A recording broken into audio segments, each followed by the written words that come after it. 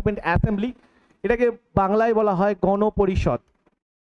এই গণপরিষদের কাজ কি ছিল না, এই গণপরিষদের দুটো কাজ ছিল। একটা হচ্ছে স্যার টু ফ্রেম কনস্টিটিউশন, আর একটা হচ্ছে স্যার না লেজিসলেটিভ ফাংশন।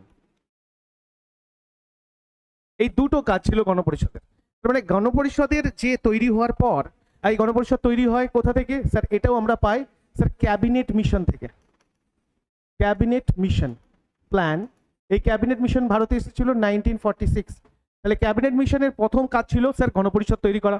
গণপরিষদের কাজ ছিল sir to frame Indian constitution, আর একটা হচ্ছে লেজিসলেটিভ ফাংশন। এই লেজিসলেটিভ ফাংশনের যে চেয়ারম্যান ছিলেন তার নাম জে.ভি. মালভানকার। আর টু ফর্ম কনস্টিটিউশন তৈরি করার জন্য যে হেড ছিলেন, যেনার চেয়ারম্যান ছিলেন, তার নাম ডক্টর রাজেন্দ্র প্রসাদ। এর চেয়ারম্যান ছিলেন ডক্টর রাজেন্দ্র। এই গণপরিষদ তৈরি হলো, তার কাজ হচ্ছে কনস্টিটিউশন ফর্ম করা।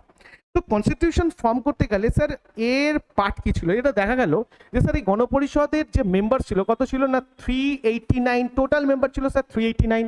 এই 389 কমে গিয়ে কখন কমলো না after partition of India it was reduce to 299। তো অ্যাকচুয়ালি পরবর্তীকালে এটা এসে যায়, পার্টিশনের পর এটা এসে যায় 299 মেম্বার্স।